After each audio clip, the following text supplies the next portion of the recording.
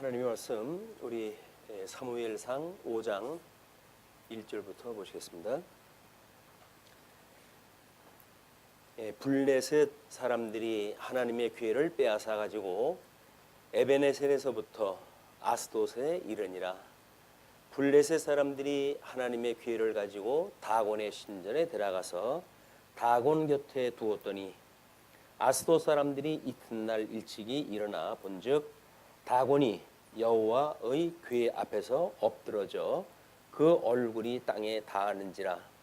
그들이 다곤을 일으켜 다시 그 자리에 세웠더니 그 이튿날 아침에 그들이 일찍이 일어나 본즉 다곤이 여호와의 궤 앞에서 또다시 엎드러져 얼굴이 땅에 닿았고 그 머리와 두 손목은 끊어져 문지방에 있고 다곤의 몸뚱이만 남았더라. 그러므로 다곤의 제사장들이나 다곤의 신전에 들어가는 자는 오늘까지 아스돗에 있는 다곤의 문지방을 밟지 아니하더라. 5장서부터 7장까지는 선지직의 증거 사역으로 이제 소개가 되어집니다. 지금 선지직의 직임에 대한 질서가 1장서부터 7장까지 소개가 되어지는데요. 그동안 이제 4장까지는 선지자로 소명되어지는 거로부터 사사의 세대 교체까지 우리가 확인했다 했고 5장서부터 7장까지가 선지직의 증거 사역입니다. 그중에 5장, 6장 아마 오늘 확인할 내용일 텐데 하나님의 의에 대한 증거 사역이라고 이렇게 제목을 잡아놨어요. 일단 블레셋의 전쟁을 통해 가지고 하나님의 기회를 빼앗겼다고 하는 불상사가 이제 만들어졌습니다. 하나님의 기회를 마치 부적같이 기능적으로 이용하기 위한 이런 철딱선이 없는 이런 그 일을 소위 전쟁이라고 하는 중대사가 임했는데 지금 그런 그 실수를 범했어요. 그렇기 때문에 법궤는 뺏겼고 전쟁에서는 패했고 그리고 지나간 제사장 알리라는 그 가정은 완전히 이제 절멸이 되어진 그런 그 장면을 우리가 확인했다 했습니다. 하나님이 이스라엘을 떠난 장면 그런 그 장면의 내용이고 그것이 지금 블레셋과 언약궤라고 하는 장면으로 소개가 되어지는데 1장서부터 5절까지 법궤와 무력한 다곤이라고 이렇게 이야기를 했어요.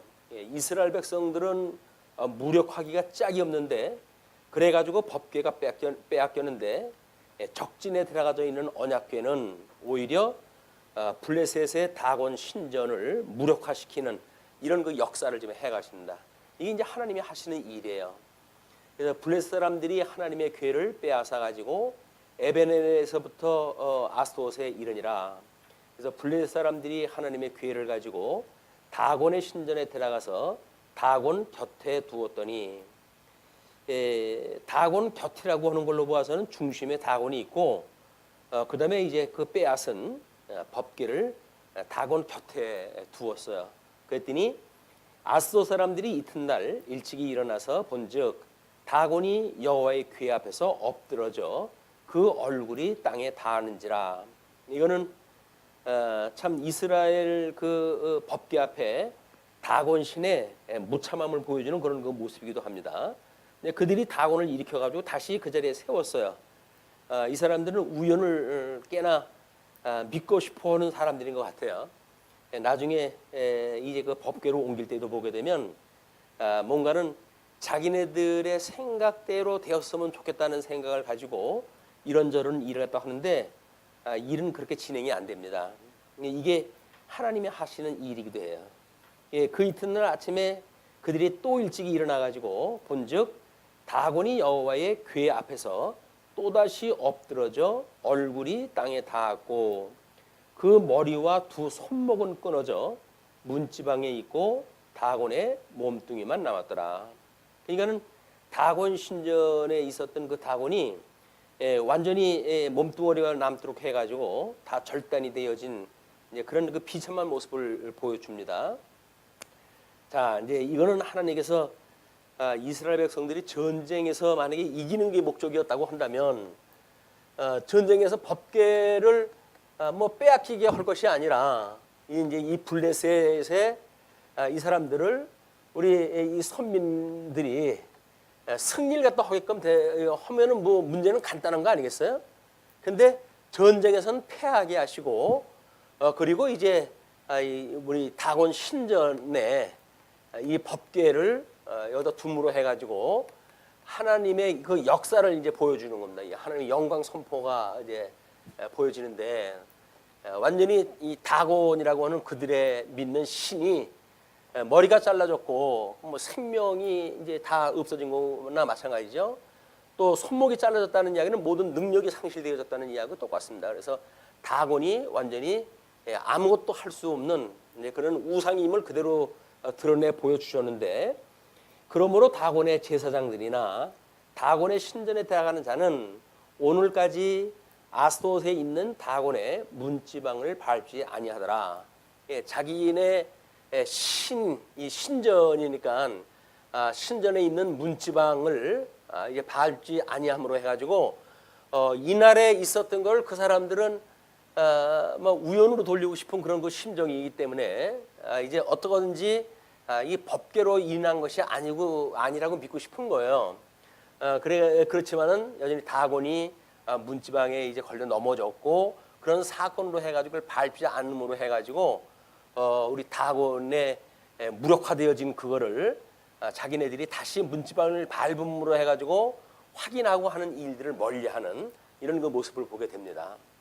근데 6절로부터 7절 보시게 되면 아스돗에 내린 독종 재앙이 소개가 되어집니다. 여호와의 손이 아스돗 사람에게 엄중히 더하사 독한 종기의 재앙으로 아스돗과 지역을 쳐서 망하게 하니, 이제는 여기에 독종이 오게 되어져요. 뭐 원래 우상이라고 하는 것은 생명이 없는 겁니다. 그냥 뭐 돌이나 나무 같은 이런 그 생명 없는 걸로 만들어 있기 때문에 이런 우상을 섬기는 이들한테 직접 이 생명을 이제 제하게 되어지는 이런 그 모습을 보여주죠.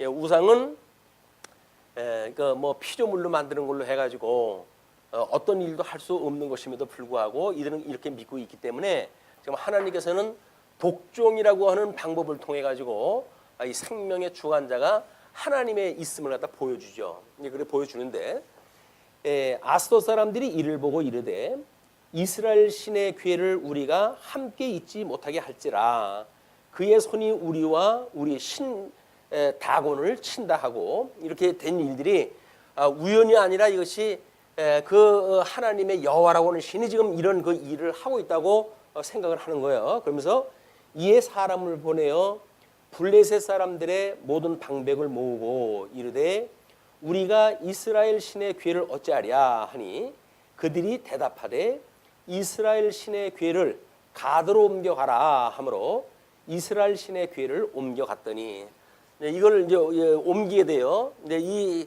다곤에 있던 그거를 지금 그 가사 지역은 지금 블레셋의 수도에 있는 막 이렇게 하니까는 우상을 섬기고 있는 이 다곤 신전도 좀 더 본점으로 해가지고 이제 이동했다 해가지고 뭔가 본때를 갖다 보여주고 싶은 그런 그 의도가 있었는지 아주 옮겼어요. 그렇게 했지만 그것을 옮겨간 후에 여호와의 손이 심히 큰 환난을 그 성읍에 더하사 성읍 사람들의 작은 자와 큰 자를 다 쳐서 독한 종기가 나게 하신지라. 이에 그들이 여호와 하나님의 괴를 에그론으로 보내니라. 이 하나님의 괴가 에그론에 이른즉 에그론 사람이 부르짖어 이르되 그들이 이스라엘 신의 괴를 우리에게로 가져다가 우리와 우리 백성을 죽이려 한다 하고, 이게 내분이 일어날 정도로 이제 위기가 봉착이 됩니다. 이에 사람을 보내어 블레셋 모든 방백을 모으고 이르되 이스라엘 신의 괴를 보내어 그 있던 곳으로 돌아가게 하고 우리와 우리 백성이 죽임 당함을 면하게 하자 하니 이는 온 성읍이 사망의 환난을 당함이라. 거기서 하나님의 손이 엄중하심으로 죽지 않은 사람들은 독한 종기로 치심을 당해 성읍의 부르짖음이 하늘에 사무쳤더라.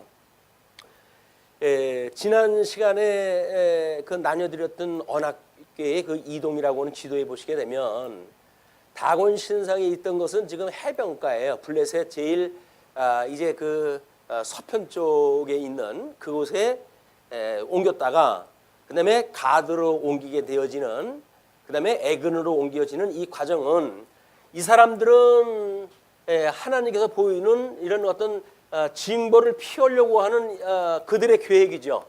이들의 계획인데 하나님의 계획은 따로 있습니다. 지금 그건 뭐라 그랬죠? 지난 시간에 우리 에브라임에 있는, 이 에브라임은 이제 북쪽 이스라엘의 우리 북 이스라엘의 대표 지파라고 이렇게 이야기를 했습니다. 에브라임 지파에 있었던 법궤를 유다 지파가 있는 남유다 쪽으로 하나님께서 이동을 또 하실 계획이 있으신 거예요. 그러니까 이들은 자기네 어떤 화를 면하려고 이런 계획을 세워가지고 이제 그 법궤를 이리 옮기고 저리 옮기고 이렇게 해가는데, 하나님은 그런 과정을 통해 가지고 하나님의 일을 하신다는 겁니다. 예, 우리가 이들이 다곤 신전에 있었던 거를 가사 지역으로 해서 에그론 지방으로 해가지고 옮기는, 그 옮기는 일로 해가지고 뭔가 내부적으로 이런 문제가 해결이 됐다고 하더라도 여전히 하나님의 일을 하시는 걸로 보아가지고 본다면 이들의 일은 형통치가 않은 거예요. 설사 이것이 성공된 일이라고 할지라도 형통치가 않은 일입니다. 근데 우리는 세상의 일이, 인간이 계획을 세워가지고 되어지는 일이 잠시 무엇인가를 피할 수 있고 그렇게 해서 자기네 그 계획이 성취가 되어진다고 착각을 할지 모르지만, 하나님의 뜻이 만약에 이루어지는 걸 목도로 한다고 한다면 이거는 안 될 일으로 우리가 해석을 하는 것이 성경 해석의 원리인 거예요. 이게 우리 삶을 살아가면서도 마찬가지죠. 예수님이 이 땅에 오셔가지고 고난을 당하고 때로는 배척을 당하고 심지어 십자가에 못 박아 죽으시는 이런 그 사건이 있지만, 그래서 유대인들은 자기네 계획들이 마치 성공되어지는 것처럼 보이잖아요. 그럼에도 불구하고 하나님은 비하의 신분을 성취하시기 위한 과정적인 섭리이기 때문에 이것이 결코 이들의 계획이 성공에 이룰 수 없는 일이다. 이걸 우리가 봐야 되는 거예요. 그래서 하나님의 뜻이 아닌 것으로 무엇이 이루어졌다고 보여지게 되면 그걸 우리가 탐낼 만한 일이 아닙니다. 부러워할 일이 아니에요. 그러니까는 믿지 않는 자들이 마치 지금 세상을 다 자기네들 거린 양 이러기도 하고 저러기도 하는 일에 대하여 우리가 하나님을 믿는다고 한다면, 하나님이 우리를 때로는 가난한 장소에도 두시잖아요. 약한 정세에도 두시잖아요. 그럴 때 결국 대적의 강함을 부러워할 일이 아니다. 우리 성도들은 여전히 현재에 있는 걸로 해가지고 자족함을 깨닫는 일입니다. 현재 하나님이 우리한테 족한 환경으로 인도를 하시는 거예요. 근데 이게 안 믿어지고 믿지 않은 사람들 보니까 마치 성공한 일로 보여지니까 우리는 하나님한테 원망을 하고 이럴 수가 있습니까? 저럴 수가 있습니까? 우리 하나님 입장을 바꿔놓고 생각을 해보세요. 해가지고 하나님 앞에 아우성을 치고 기도를 하는 거거든요. 하나님이 해가시는 일은 절대적인 거예요. 근데 인간이 자기 마음에 안 맞는다고 해가지고 이러고저러고 한다는 그 이야기는 한마디로 인본주의적인 발상입니다. 하나님이 믿어지지 않기 때문에 인간들의 그런 계획대로 이루어지기를 원하는 이런 그 일이기도 합니다. 자, 우리는 지금 이 법궤의 이동 장면을 통해 가지고 하나님이 하시는 일이 뭘까? 이거를 6장에 이제 보시게 되면 1절로 9절 법궤 반환 결정과 반환 방식을 의논하는 블레셋의 그 내용들이 쭉 소개가 되어지거든요. 자, 그러면 여호와의 교회가 블레셋 사람들의 지방에 있은 지 7달이라. 이런 파란만장한 과정을 겪는데 7개월이 지금 지나갔어요. 7개월은 아마 하나님께서 섭리하시기에 온전한 그런 그 시간인지도 모릅니다. 그런 그 시간이 지나가는데 블레셋 사람들이 제사장들과 복술자들을 불러서 이 우상이 망가졌는데 그 우상을 섬기는 제사장들급 아니겠어요? 이런 자들을 불러가지고 이제 이르되 우리가 여호와의 괴를 어떻게 할까? 그것을 어떻게 그 있던 곳으로 보낼 것인지 우리에게 가르치라. 완전히 겁을 먹긴 먹었어요. 겁을 먹고는 다시 보내야 되겠는데 이거 뭐 지금 아무리 그들은 패전국이라고 하지만 그쪽에 이걸 지네들이 끌고 가가지고 반란하기에는 이게 체면이 말이 아니잖아요. 이게 승리국가로서는 체면이 말이 아닌 거예요. 그냥 자기네 체면도 살리고 그리고 이것이 그냥 뭐 이렇게 우연히 된 일로 치부할 수 있는 어떻게 보게 되면 신앙적으로 또는 뭐 정책적으로 그런 그 좋은 수를 이제 묻게 되어지는 겁니다. 그렇게 되어지니까 그들이 이르되 무엇으로 그에게 드릴 속건제를 삼을까 하니 이제 그렇게 이야기를 하면서 우리한테 가르치라 하면서 그들이 이르되 이스라엘 신의 괴를 보내려거든 거저 보내지 말고 그에게 속건제를 드려야 할지니라. 그리하면 병도 낫고 그의 손을 너희에게서 옮기지 아니하는 이유도 알리라 하니 일단은 병이 나야 되니까 병도 날 수가 있고 뿐만 아니라 그의 손을 너희에게서 옮기지 아니하는 이유도 알리라 하니 그들이 이르되 무엇으로 그에게 드릴 속건제를 삼을까 하니 이르되 블레셋 사람의 방백의 수요대로 금독정 5과 금지 5마리라야 하리니 너희와 너희 통치자에게 내린 재앙이 같음이니라.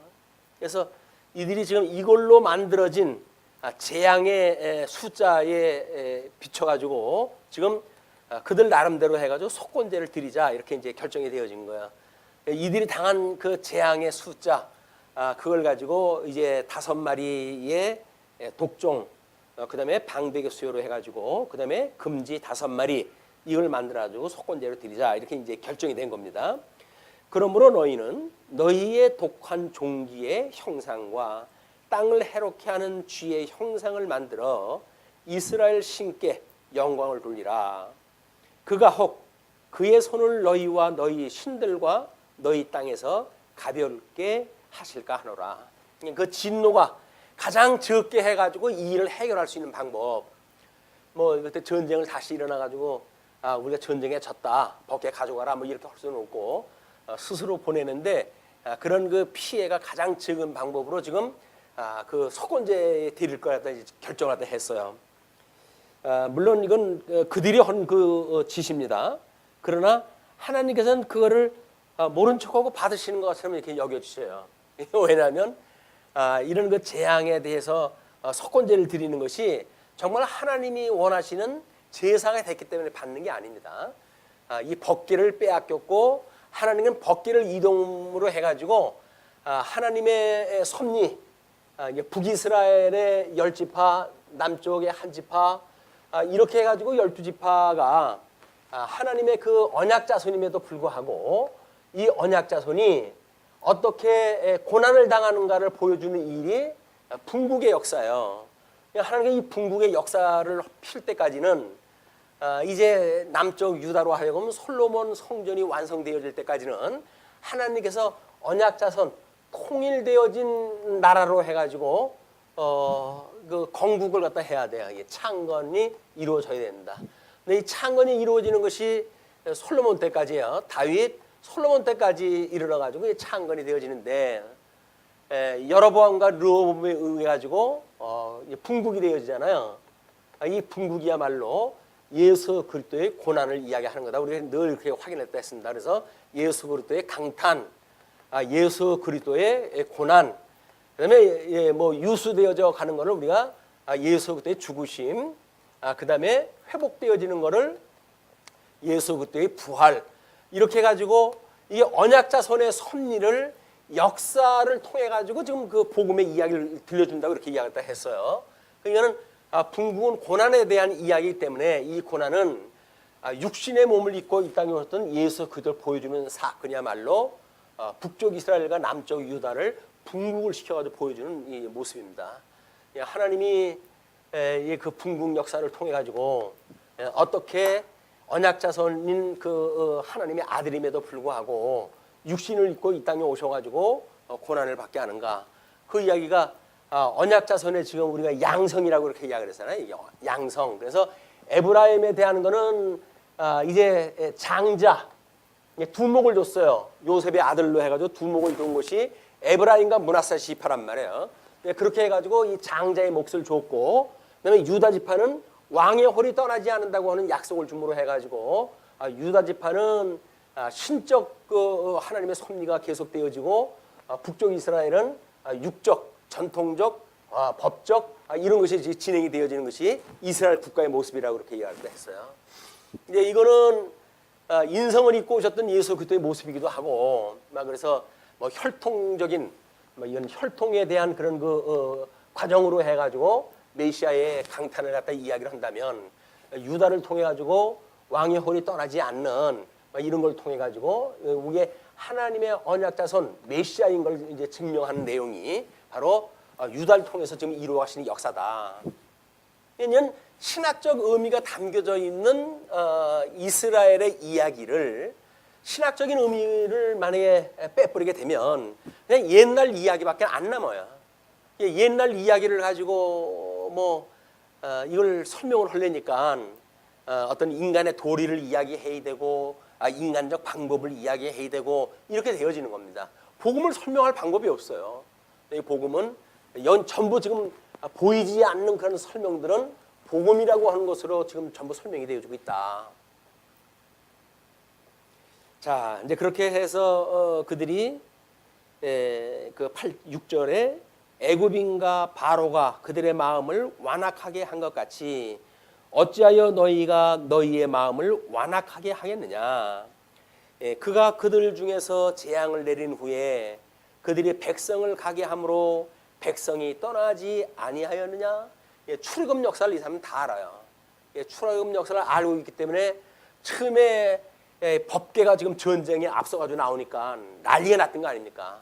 그때 뭐 이렇게 죽으나 저렇게 죽으나 마찬가지니까 너희들이 그들한테 종이 될 거냐 아니면 자인으로 살 거냐라고 이런 그 특기 의압하는 이런 그 어떤 설득에 의해 가지고 전쟁에 승리를 했단 말이에요. 그러나 제사장들 그 이야기는 그 백성들한테 너희들이 지금 잘못된 일을 했다 그렇게 이야기를 하는 거죠. 그러므로 새 수레를 하나 만들고 멍에를 메어보지 아니한 조건입니다. 일단은 수레는 송아지 2마리가 끊어야 돼요. 그렇기 때문에 멍에를 메어보지 아니한 그 소여야 되고, 또 한 가지 조건은 젖나는 소에 젖나는 소. 그러니까 이거는 지금 송아지가 있는 소입니다. 송아지를 낳은 지 얼마 안 되는 그런 소 2마리를 끌어다가 소의 수레를 메우고 그 송아지들은 떼어 집으로 돌려보내고 여호와의 궤를 가져다가 수레에 싣고 속건제로 드릴 금으로 만든 물건들은 상자에 담아 궤 곁에 두고 그것을 보내어 가게 하고. 자, 방법이 아주 이 속건제를 드리는 만큼 최선을 다해가지고 지금 합니다. 근데 여전히 이 일이 하나님께로부터 말미암은 일이 아니라 우연이 된 일일 수도 있잖아 라고 하는 걸 믿고 싶은 거예요. 왜냐면 자기네들은 다곤 신이라는 이 신을 믿고 있는 사람들인데, 아무리 그 이스라엘의 신이 대단한 신이지만 그 신에 의해서 뭐가 자기네 신이 이렇게 됐고 뭐 병이 났고 하는 걸 믿고 싶지 않은 겁니다. 만약에 그걸 인정하게 되면 자기네들은 전부 멸망이에요. 이게 내가 살아있어도 살아있는 게 아닌 거예요. 자기네 신이 지금 무참하게 다 망가졌는데 어떻게 믿습니까 이거를. 그러니까는 할 수만 있으면 지금 1년에 이 7개월 동안에 1년에 일어난 사건이 그냥 우연일 수도 있지 않은 거야? 이렇게 보고 싶은 거예요. 아마 우리 삶이 그렇지 않을까 몰라요. 인간적인 방법을 다 쓰고 뭐 그렇게 안 돼도 우리는 뭐 이것이 하나님의 뜻이기 때문에 안 되겠어? 내가 정성이 부족해가지고 안 됐거나 뭐 어떤 이유를 대가지고 이 일은 뭔가 이제 하나님께로부터 하나님이 날 미워해서 한 일이 아니라 뭔가 우리가 실수가 있어서 이렇게 됐다고 믿어질지도 모릅니다. 요즘 뭐 이제 여성들의 그 낙태 문제라든지 하는 걸로 해가지고 시끄러워요. 보통 기독교인들한테 아픔이 뭐냐면 낙태라고 하는 그 이야기는 살인에 속하는 이야기 아닙니까? 근데 이스라엘 전쟁에 보게 되면 수많은 사람들 죽이고 살리기도 해요. 근데 우리는 어떤 낙태라고 하는 사건을 생명을 죽인다라고 하는 그런 쪽으로 접근이 되어지고, 물론 하나님께서 주신 생명이면 틀림이 없죠. 그럼에도 불구하고 그 해석을 어찌 하는가에 따라 가지고 우리 성도들이 얼마나 죄의식을 가지고 살아가는지, 하나님 앞에 죄를 짓는 게 그거 하나뿐은 하나뿐만은 아니겠건만 우리는 그걸 가지고 평생을 멍을 쥐고 가는 거예요, 이게.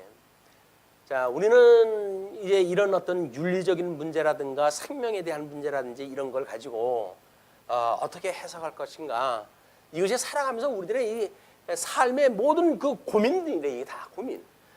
이렇게 하면 이것이 문제고 저렇게 하면 저게 문제고, 내가 잘못해가지고 이게 하나님 앞에 이게 뭔가 그러니까 징벌을 당하는 건 아닌가, 뭐 징계를 당하는 건 아닌가, 지금 재앙이 그것 때문에 말미암은 건 아닌가, 이런 걸 가지고 우리가 신앙생활을 하기 때문에 복음을 만났음에도 불구하고 자유롭지가 못해요. 자, 이제 이런 그 문제가 한때는 뭐 이제 우리 법계에서 그걸 인정하기 전까지는 우리 교계에서는 신앙적으로 그렇게 이야기를 했어요. 우리가 잉태되어져 가지고 이제 그 분열이 시작을 갖다 해가지고 뭐 14일이라든가 이때까지 이제 그 분열이 기하급수적으로 이루어지는데, 그래서 어떤 인간이라고 볼 수 있는 그 시간에 이르기 전까지는 문제될 것이 없다라고 이제 해석을 했어요. 근데 뭐 성경적인 그 이유로 보게 되면 우리의 이제 그 남자의 씨가 여자의 그 어떤 장의 착상을 갖다 해가지고서부터 이미 난자와 정자가 결합이 되어졌단 말이에요. 그럼 이미 하나의 생명체로 이제 이게 시작이 되어진 거거든요. 근데 과연 배란기로부터 뭐 얼마가 떨어져 가지고 뭐 얼마까지 그것이 뭐 이렇게 분열이 되어지면 죄가 되고 죄가 안 된다, 이걸 이렇게까지 해석을 해야 되겠는가? 왜냐하면 그 사람들은 불가피하게 지금 그런 사람들이 있으니까 나름대로 뭔가 과학적인 걸로 해가지고 증명을 하고 싶은 거예요. 근데 14일이 됐든 140일이 됐든 뭐 그것이 무슨 의미가 있습니까? 이게 시간적인 그 의미를 가지고 이런 것이 뭐 그 신앙생활을 하면서는 끊임없이 우리가 독화살을 날리고 뭐 상대방에 대해서 저주를 갖다 퍼붓고, 그 이야기는 뭐예요? 한마디로 형제를 보고 나가라 하는 자마다 이미 살해났다고 예수님은 이야기했다 하는데, 우리는 산이를 안 보는 거예요. 그리고 눈에 보이는 이 가시적인 것만 보고 생각을 하기 때문에 이런 하나님께서 우리한테 보여주는 신령한 제사에 대한, 아니 생명에 대한 이런 거를 전혀 놓치고 우리가 신앙생활을 한다. 우리는 신앙생활이 아닌 거예요. 형식적으로 누군가가 면죄부를 주면 그걸 면죄부를 받아가지고 그냥 자유로워, 난 됐어, 나는 죄가 없어 라고 하고 싶은 거지, 그지? 하나님 앞에 과연 어떤 생명에 대한 그 이치를 깨닫고, 그래서 내가 새 생명 얻은 바에 대한 감격을 가지고 있는가, 라는 건 상관없는 생명의 이론을 가지고 우리의 세상을 살아가는 거예요. 뭐 우리 밥 한 숟갈 먹는 것도 마찬가지 아닙니까? 밥을 먹으면서 우리가 이제 생명을 연장을 하니까, 그래가지고 그걸 뭐 생명 부지하기 가지고 먹는다는 동 뭐 이렇게 해가지고 먹거리를 해석하는 문제도 마찬가지고, 만사가 우리들이 생각하는 거는 해 아래에서 문제를 가지고, 해 아래에서 논리를 가지고, 해 아래에서의 모든 해석이 끝나고 말아요. 우리 이 사망에서 생명으로 옮긴 바가 되어져서 하나님 안에서 진리로 이 상황을 해석하기에는 아직도 우리가 훈련이 안 되어져 있다는 겁니다. 그래서 뭐 자살은 하나님 앞에 구원받을 수 없는 죄고, 이런 그 일들도 마찬가지예요. 어디까지가 자살일까요? 만약에 우리가 선교한다고 해가지고 거기 가면 안 됩니다, 거기 가면은 죽어요 라고 만약에 선언된데도 불구하고 선교한다고 해가지고 가가지고 만약에 죽으면 그건 순교인가요? 아니면 자살인가요? 뭘까요? 그 규명을 누가 해줄까요? 자기가 자의적으로 하는 거예요. 나는 주를 위해서 그렇게 했기 때문에 이거는 주님을 위한 내가 순교지. 이건 내가 자살을 지러 한 게 아니야. 근데도 우리는 사지로 내가 스스로 갔다고 이야기를 하게 되면 그건 자살 행위예요. 이렇게 눈에 보이는 세계 속에서 그걸 어떻게 해석을 해가지고 어떻게 우리가 하나님 앞에 면죄부를 받는가에 대한 문제는 있을 수가 없는 일이에요, 이게. 그런데도 불구하고 우리는 어떻게든지 거기에서 면죄부를 받고 싶은 겁니다. 그런데 하나님께로부터 용서함이 없으면 여기서 아무리 내가 죄가 없다고 뻗팅겨도 죄는 죄인 거예요. 여기서 내가 아무리 뭐 실수를 했다고 하더라도 하나님께서 내가 너를 죄가 없다고 할 거야 라고 이야기하면 죄가 없는 거예요. 아니 입법자의 기준에 의해 가지고 사법이 이루어지는 거지. 입법자의 뜻에 의해 가지고 이 정죄가 되어지는 거 아닙니까? 입법자의 그 어떤 의도에 따라 가지고 사법에 의해 가지고 우리가 면죄가 되어지는 거 아니에요? 근데 입법자와 상관없이 우리들의 과정을 가지고 죄다 아니다 이런 걸 놓고 그리고 사니까 우리 지체를 보는 눈도 요 수준만큼 보는 거예요. 우리가 요 수준만큼 보기 때문에 뭐 어떻게 하겠어요. 눈에 보이는 수준 가지고 보니까 자기의 수준만큼 보이는 거니까 그렇게 가지고는 죄라는 둥 아니라는 둥 뭐 이렇게 가지고 사는 거예요. 그냥 예수님이 얼마나 답답하면 형제를 보고 이미 나가라고 하면 그건 살인한 거야. 여자를 보고 음료 품은 거 이미 간음한 거야 라고 이야기하는데도 불구하고 탐심을 품으면 이미 도둑질한 거야 라고 이야기하잖아요. 근데 우리는 여기 살면서 어떻게 해요? 탐심으로 가작 차면서 살면서도 그것이 뭐 하나님 앞에 뭘 도둑질이라고 생각을 합니까? 안 그래요. 뭐 우리 그 우상을 숭배하는 탐심이 곧 우상 숭배라고 그러는데 탐심으로 가득 차가지고 우상 숭배를 또 하지 않습니까? 그런데 그걸 우리가 우상 숭배라고 생각을 하나요? 그렇게 안 해요. 돈을 사랑하는 일만하게 뿌리라고 그러는데 돈 사랑하지 않은 사람이 어디 있어요? 일만하게 뿌리를 갖다 우리가 여기서 뿌리고 살고 있는 건데 그러면서도 불구하고 뭐 선악을 논하고 여기 상대적으로 해가지고 내가 너보다 낫다는 둥 이런 이야기가 얼마나 무참한 이야기입니까 이게. 그렇다고 해가지고 뭐 여기서 우리 멋대로 살되는 이야기가 아니에요. 우리가 용서받은 그 은혜가 어떠한지를 깨닫고 그것이 대단하다고 믿어지게 되면 사사로이 상대적으로 우리 지체들의 그런 그 죄에 대한 그런 그 문제는 우리가 논할 것이 안 되는 거예요. 다만 진리를 전승하고 보수하기 위해서 여기에 모여있는 모집단들이 어떤 회의를 통해 가지고 사랑의 약속을 갖다 했다고 한다면 이건 진리의 약속에 의한 거 아니에요? 믿음의 분량을 따라서 자기네들이 가표를 던져도 된 거란 말이에요. 그러니까 약속이니까 하는 거예요. 약속이니까 하는 거예요. 그걸 뭘 내가 기준이 돼가지고 이건 죄고 내가 기준이 돼가지고 이건 죄가 아니고 이렇게 나눌 수가 없어요. 하나님이 입법자인데 하나님이 기준이 되어져야지 어떻게 피조되어진 인간이 기준이 돼가지고 이걸 논하게 되어집니까? 여전히 우리는 우리 이런 그 죄로부터 구원받았다고 하는 그 구원의 감격의 영역이 그냥 이 여기에 속해져 있는 범주를 크게 벗어나지를 않고 있다. 우리는 신령한 몸으로 해가지고 새 생명을 얻었고 이미 예수 그리스도로 말미암아 사죄함을 받은 거예요. 우리 모든 죄를 예수님께서 사해 주신 거예요. 그러면 이제 하나님 앞에 우리가 칭의인으로 살아가야 되지. 너는 죄 없어. 내가 이제 너의 모든 죄를 갖다 대신 졌어. 라고 하고 그렇게 이야기를 하시는데 나는 여기서 계속 죄인이라는 거예요. 아유, 하나님 저는 아주 죄인이에요. 물론 뭐 우리가 여기서 죄를 지었으면 죄인이죠. 그래서 우리가 온전케 되기 위해서 여전히 우리 예수 그리스도를 바라보는 겁니다. 이렇게 죄를 질 수밖에 없는 이런 그 존재이기 때문에 우리를 온전케 하시는 예수 그리스도를 바라보는 것 이것이 믿음으로 산다 그 이야기예요. 그런데 여기서 뭘 해야 된다 안 해야 된다라고 하는데 우리가 빠져버리게 되면 여전히 우리는 윤리적 종교에 매여져 있는 겁니다. 자, 그러면 사랑의 약속에 의해 된 거는 이렇게 합시다 저렇게 합시다 하면 해야 되겠죠. 이건 약속을 한 거니까. 약속을 한 거는 오히려 안 해. 그건 또 아무렇지도 않아. 그리고 일반 사람들이 말하고 있는 윤리에 대한 문제는 대단한 걸로 생각을 해. 이거 오히려 웃기는 이야기 아니에요? 우리는 오히려 사랑의 약속이 큰 거예요. 이거는 너나 할 것 없이 다 그러고 사는 거니까 인간이. 그걸 가지고 우리가 이러쿵저러쿵 하는 거는 아무런 의미가 없습니다. 내 죄를 성찰하기 위한 훈련이라고 한다면 10번 우리가 그걸 들여다봐야죠. 그러나 상대방의 실수를 본다는 이야기는 맞지 않아요.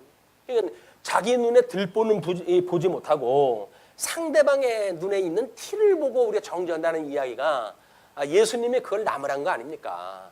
근데 우리는 내 눈에 들보가 있는 걸 몰라요. 그리고 형제 눈에 티를 봐가지고 아이고 뭐가 묻었다는 운동 해가지고 이야기다 합니다. 아주 우리 예수를 믿는 사람들로서는 가장 힘든 일들이에요. 이런 일들이. 거기에서 우리가 형제의 일들은 뭐 우리 그 갈라디아에서 이야기한 것처럼 만약에 그런 실수가 보인다고 한다면 우리가 온유한 마음으로 해가지고 바로 잡아야지. 그거를 뭐 정죄를 갖다 하거나 라고 이제 배척하는 그런 그 문제로 만들어진 일은 우리 권징 문제에 대해서도 잘못되어진 권징이 개어지는 거예요. 그래서 교회의 표지가 뭐라 그랬어요? 교회의 표지가 말씀, 성례, 그리고 권징이라고 그렇게 이야기를 했잖아요. 근데 이 권징이 이런 윤리 문제를 그대로 가지고 이걸 권징한다는 이야기는 웃기는 이야기예요. 하나님의 용서한 걸 가지고 교회에서 권징을 갖다 한다? 이게 어떻게 되어지는 거야? 이게 바로 잡는 일이 뭔가 오해가 있는 거예요, 지금. 바로 잡는다고 한다면 이런 그 일들에 형제요, 자매요, 우리가 죄인이기 때문에 이렇게 될 수밖에 없었습니다. 그러나 주님께서 우리를 용서하셨으니 우리 이 미련한 개가 토하는 것을 다시 먹는 것처럼 이 죄에 빠지지 말고 주님을 향해서 우리 주님한테 의를 우리가 위하여 기도합시다. 라고 해가지고 예수 그리스도를 증거하고 여기서 정죄함에 대한 거를 우리가 해결을 볼 수 있도록 복음을 증거하고 그게 십자가에 도라고 그러지 않았어요. 그걸 증거해가지고 그로 하여금 그렇게 정말 어깨를 물러매고 있던 무거운 짐을 지고 있던 그거를 우리 예수님의 복음을 듣는 순간 나의 멍에는 쉽고 가벼우니 내게 와서 배우라고 했던 주님을 만나게 되어지고 그분으로 말미암아 우리가 여기서 죄의 용서함 받았다고 하는 환희를 맛보게 해주는 것, 이게 복음을 전하는 일이란 말이에요. 근데 우리는 뭐 여전히 이쪽에 복음을 증거한다고 그러면서 윤리적인 문제를 잣대로 해가지고 이걸 판단을 하고 우리 살아가는 이런 오를 이제 범하고 있다. 자, 그런데 이 사람들은 이제 그렇게 하나님에 대한 걸 알고 있으면서 7절에 이렇게 이야기를 합니다. 그러므로 수레를 하나 만들고 멍에를 메어 보지 아니한 젖나는 소 2마리를 끌어다가 소의 수레를 메우고 그 송아지를 메어 집으로 돌려보내고 여호와의 궤를 가져다가 수레에 싣고 속건제로 드릴 금이나 금으로 만든 물건들을 상자에 담아 궤 곁에 두고 그것으로 보내어 가게 하고 보고 있다가는 뭐예요? 지금 이렇게 되어진 일이 여기서 우연히 일어난 일인가? 하나님께서 이루어지는 필연적인 사건인가? 이거를 지금 이들은 뭔가 확인을 하고 싶은 거예요. 근데 우리 다곤 시인이 넘어진 거가 2번이 넘어졌잖아요. 이게 한 번이라고 한다면 우연일 텐데 2번이 일어난 거 보니까 우연은 아닌 것 같아요. 그래가지고 이제 그걸 옮기기 시작을 했어요. 한 지방에 옮기니까는 온통 전염병이 나고 난리가 났어요. 그러니까 우연히 그럼 다른 지역으로 가면 괜찮을까? 갔더니 그쪽도 마찬가지예요. 그래가지고 또 다른 데로 옮기려고 그랬더니 그게 난리가 났잖아요. 우리 동네로 저놈들이 이걸 끌고 와가지고 우리 망하게 만든다라고 해가지고 4번이 일어날 정도 했잖아요. 그래서 우리는 이렇게 하나님의 절대적인 주권에 의해서 만들어지는 일들에 대하여 나름대로 이거는 그냥 우연일 거야. 이렇게 믿고 싶은 것이 우리들의 이 안타까운 믿음의 세계입니다. 그냥 우연히 그렇게 됐겠지. 근데 하나님의 절대 주권적인 사역이라고 믿는 순간 우리는 그 진리에 대한 확신이 쓰는 거지. 우연이라고 믿게 되어지게 되면 죄 용서함 받은 것도 또는 여기서 만들어지는 일들도 어떤 것도 자유함을 입을 수가 없어요. 이들이 이제 그걸 보자는 거예요. 보고 있다가 만일 교회가 그 본 지역 길로 올라가서 벳세메스로 가게 되면 벳세메스는 산악 지역으로 올라가는 길이에요. 자기네들 그 지역으로부터 이제 이 언덕배기가 있는 산 지역으로 가는 것이기 때문에 벳세메스로 가면 이 큰 재앙은 그가 우리에게 내는 것이요. 그렇지 아니하면 우리를 친 것이 그의 손이 아니요 우연히 당한 것인 줄 알리라 하니라. 여전히 믿고 싶은 거예요. 그래도 내가 믿는 신이 옳지 네가 믿는 신이 옳지가 않아라고 하는 걸 믿고 싶은 거예요. 내가 믿는 믿음이 옳지 성경에서 말하는 그런 것 믿음이 옳다고 믿고 싶지 않은 거예요. 나를 공치살 갖다 하고 나한테 어떤 그 허영심에 의해 가지고 나를 자랑하고 싶고 이런 일들이 있기 때문에 여전히 우리들은 그걸 믿고 싶은 거예요. 그러니까 하나님께서 거저 그렇게 했다고 하는 것에 대해서 우리는 왠지 내가 뭘 해야 된다고 생각이 드는 거거든요. 그리고 나는 거저 은혜를 갖다 주시면 좋지만 저 인간한테 거저 은혜를 갖다 줬다는 건 이건 못마땅한 거야. 그 사람이 구원받았다고 이야기하는 건 우연히 저런 생각을 갖고 있는 거지 하나님께 주신 믿음은 아닐 거야 라고 해가지고 치부하고 싶은 거예요. 근데 아무리 내가 보기 싫어도 하나님께서 사랑을 했다 하기 때문에 구원시킨다고 한다면 구원된 거예요. 그럼 우리는 그 구원을 인정을 하고 여기서의 이 천학에서 일어나는 해석이 내 해석이 잘못됐다고 하는 걸 우리가 여기서 발견하다 해야지 구원인 받은 게 아닐 거야. 쟤는 저런 걸로 봐가지고 구원받을 리가 없어 라고 해가지고 아무리 해봤댔자 구원받은 사람은 구원받은 겁니다. 내 눈에 그렇게 보기 싫은 사람이라도 구원받은 거예요. 그러니까 우리는 그걸 인정해야 돼요. 하나님의 하신 일을 내가 부정을 하면 모릅니까? 아유 그래 하나님께서 구원하셨다고 하면 다 잘된 거지. 내가 미워한다고 해서 구원 못 받을 일이 뭐가 있냐. 구원됐다고 한다면 잘 됐지. 축복하고 하는 일이 하나님 앞에 살아가는 이렇게 피조물 되어진 인간의 그런 그 모습이어야 된다. 자, 근데 이제 10절서부터 16절까지 베세메스에 도착한 법궤가 소개가 되어지죠. 그 사람들이 그같이 하여 전나는 소 둘을 끌어다가 수레를 메우고 송아지들은 집에 가두고 이 사람들이 신전에다가 제사를 드릴 때 전나는 소를 드린다든지 하는 그런 게 있는 것도 아니에요. 왜냐하면 이 사람들은 이 우연이라고 하는 것을 더욱 강화시키는 방법을 강조하기 시작을 합니다. 그래서 베세메스로 올라가는 길은 언덕길이라고 그랬잖아요. 그러면 소가 지네들이 스스로 가는데 힘든 길을 가는 것이 어렵겠어요? 아니면 평탄한 길로 가는 게 어렵겠어요? 평탄한 길로 가는 것보다는 산악지로 가는 게 어렵지요. 그 어려운 길을 지금 두 송아지를 갖다 소를 통해 가지고 보내는데 기왕이면 송아지가 집에 있기 때문에 집에 있다고 한다면 평지 쪽에 있는 거 아니겠습니까? 그러면 소는 지네 어미 저지 그리워가지고 계속 울 거예요. 음메 하고도 울 거예요. 그러다 보면 본능에 충실한 짐승이야말로 그거는 자기네 고향 땅으로 가는 게 맞습니다. 아무것도 모르는 언덕배기 위에 있는 베스메스로 가면 안 돼요. 그런데 이들은 지금 우연이라고 하는 거를 확인하고 싶기 때문에 우정 그런 일을 갖다 만드는데 하나님께서 하시는 일은 그렇지가 않습니다. 자, 그래서 전나는 소 둘을 끌어다가 수레를 메우고 송아지들은 집에 가두고 그러니까 계속 지금 사인을 보내는 거예요. 송아지는 음메 울어가지고 그 본능을 자극해가지고 오도록 만들고 여호와의 궤와 및 금지와 그들의 독종의 형상을 담은 상자를 수레 위에 실으니 암소가 베세메스 길로 바로 행하여 대로로 가며 갈 때에 울고 좌우로 치우치지 아니하였고 블레셋 방백들은 베세메스 경계선까지 따라가니라. 혹시나 우연일 거야. 이거는 저들의 그 신이 한 일이 아닐 거야 라고 믿고 싶어가지고 그들의 베세메스에 있는 경계까지 따라갑니다. 믿고 싶지 않은 거예요. 솔직한 우리들의 심정 아닌가요? 내가 싫어하는 사람이 교회의 사랑을 받고 하나님의 일을 갖다 한다고 믿어지면 왠지 그 일을 하기 싫어 난. 내가 쟤하고 서로 손 맞춰가지고 그 일을 왜 해? 난 안 할 거야. 우정. 그 일이 어그러져가지고 안 되는 한이 있어도 나는 그쪽으로 갈 거야. 라고 하는 게 뭐예요? 그게 소위 교회를 허무는 일이란 말이야. 파당을 짓고 패거리를 만들고 나는 누구 파니 해가지고 교회를 무너지는 일이 그렇게 만들어진다.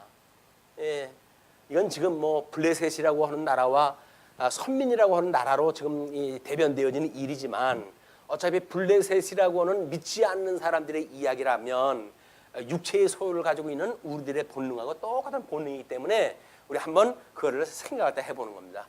과연 믿음이라고 하는 것이 뭘까? 구원받았다고 하는 사람들은 구원받은 지체에서 어떠한 그런 그 감정을 가지고 살아가야 되는 것인가? 이것이 믿음의 세계예요. 성경 아무리 봐도 그런 게 나와 있질 않아요. 성경에 나와 있는 대로 한다면 사랑을 하라고 그러는데 사랑은커녕 뭐 우리가 그 뭐 불쌍한 그런 그 인생들을 위해 가지고 인색하기가 얼마나 인색한 우리인데 뭔 사랑을 합니까? 근데 과연 어떻게 신앙생활을 할까? 고민일 거예요 우리가.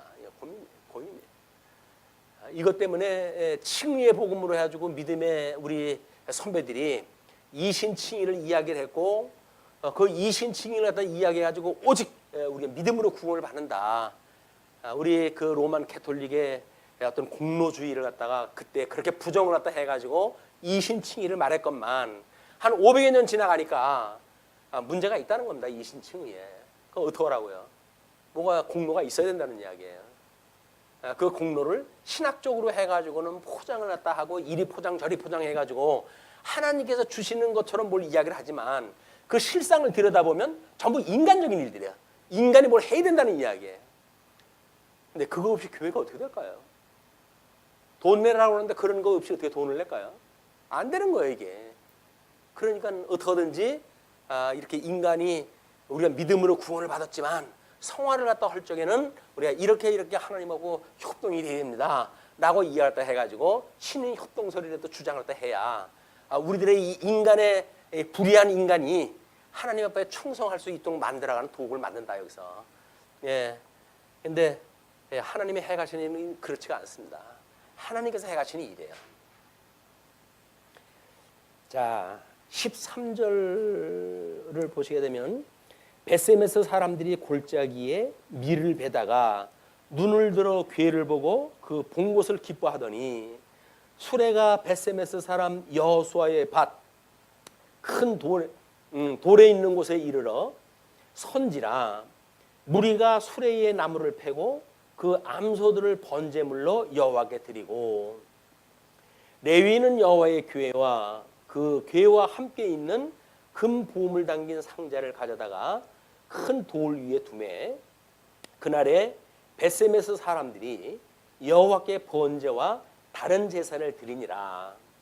다른 제사를 갖다 드렸다 그랬어요. 블레셋 5방백이 이것을 보고 그날에 에그론으로 돌아갔더라. 완전히 그걸로 해가지고 무탈하게 그 사람들이 제물 드리는 것까지 본 거예요. 그래놓고 자기네도 돌아갈 수밖에 없죠. 돌아가는데 그 17절서부터 블레셋이 바친 속건제물과 금녹종이 소개가 되어집니다.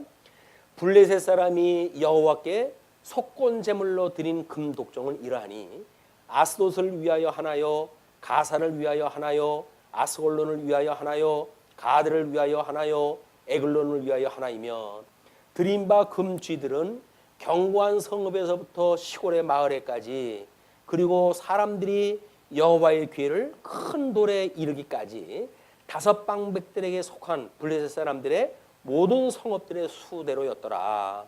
그 돌은 벳세메스 사람 여호수아의 밭에 오늘까지 있더라. 그래가지고 이들의 계획은 일단 이제 성공을 했어요. 우연이라고 믿고 싶었지만 이거는 저들의 그 신이 한 일이다라고 믿는 것까지 해가지고 끝이 났어요. 그런데 19절로부터 21절을 보시게 되면 법궤를 들여다본 벳세메스인의 환란이 소개가 되어집니다. 그들이 돌아간 뒤입니다. 벳세메스 사람들이 여호와의 궤를 들여다본 까닭에 그들을 치사, 그 5만이라고 하는 가로를 갖다 치고 5만이라고 썼고 70명을 죽인지라 여호와께서 백성을 쳐서 크게 살육하셨으므로 백성이 슬피 울었더라. 오히려 법궤를 이들이 뺏어 갔을 때 궁금하기는 이들이 궁금하지 않았을까요? 그럼 이들이 오히려 법궤를 들여다보고 모여서 천벌을 받아야 되는데 이들은 법궤를 들여다볼 생각을 하지도 않았어요. 그리고 그걸 있는 그대로 지금 이 베스메스까지 오도록 이제 했는데, 베스메스에 도착했던 우리 이스라엘 백성들의 신앙이 없는 그런 그 사람들이 하나님의 법궤를 들여다봅니다. 뭐 재물을 드리고 그렇게 그걸 받아들일 때까지는 그래도 하나님의 그런 그 뭐 법궤를 들여다본다든지 그런 그 일을 하지 않았는데, 이제 그런 것이 다 정리가 되어지고 이 사람들이 돌아간 이후에 그들이 하나님의 법궤를 들여다봐요. 이것이 우리 성전 회파라고는 그 요한계시록에서 이야기하는 새 화에 대한 이야기가 마찬가지입니다. 법궤를 들여다본다는 이야기는 지성소를 들어가는 곳 대제사장이 1년에 한 차례밖에 들어갈 수가 없어요. 그런데 이들은 이 법궤를 갖다 들여다보는 이제 이 화를 갖다 지은 거예요. 하나님의 성전을 회파시키는 이런 일이 다 하게 되어진 겁니다. 그런 걸로 인해 가지고 결국은 하나님 앞에 화를 당하게 되어지는데, 그 베스메스 사람들이 이르되 이 거룩하신 하나님 여호와 앞에 누가 능히 서리요? 그를 우리에게서 누구에게로 올라가시게 할꼬 하고 전령들을 기란 여아림 주민에게 보내어 이르되 블레셋 사람들이 여호와의 궤를 도로 가져왔으니 너희는 내려와서 그것을 너희에게로 옮겨가라. 자기네들이 이제 하기에는 자신이 없어졌어요. 자신이 없어져 가지고 그 위에 꼴에 있던 그 사람들한테 가져가라 이렇게 이제 이야기가 됩니다. 그런데 하나님께서 이걸 들여다본 사람들은 화를 인해 가지고 이제 그 사람들을 죽이지만, 또 한쪽의 사람들은 하나님의 뜻대로 그거를 가져가 가지고 하나님의 복을 받는 일이 만들어져요. 이제 하나님이 하시는 섭리예요. 하나님이 하시는 이 성전 안에 있는 뭐 지성소 안에 있는 법궤와 시은소, 그 안에서 있는 그 법궤에 대한 그것이 지금 모든 이스라엘의 핵심으로 와 있는 거 아니에요. 여기에 법궤라고 하는 하나님이 이름을 두신 곳인데, 그 하나님이 어떠한 분인가를 알 수 있는 가장 아주 엑기스, 그걸 우리가 십자가의 도라고 이렇게 이야기를 했어요. 수많은 복음이 있지만 그 복음을 묶어내는 것이 십자가의 도다. 그래서 우리 하나님이 이름을 두신 그것을 우리가 어떻게 이제 경외하는가, 이 문제가 전령들이 해야 될 일들인데, 그 21절에 이야기하는 걸로 보니까 어차피 기란 여아림 주민에게로 이것이 넘어가고, 그날로부터 이스라엘은 복을 받고 그리고 회복의 역사가 일어나요. 그 회복의 역사가 뭐냐면 하나님께서 이 사무엘로 하여금 전쟁의 수장을 삼고 그래서 전쟁에 승리하는 데까지 이 사건이 연결이 되어집니다. 자, 우리 회복의 시간을 기대하면서 오늘 말씀 줄이죠. 기도하시겠습니다.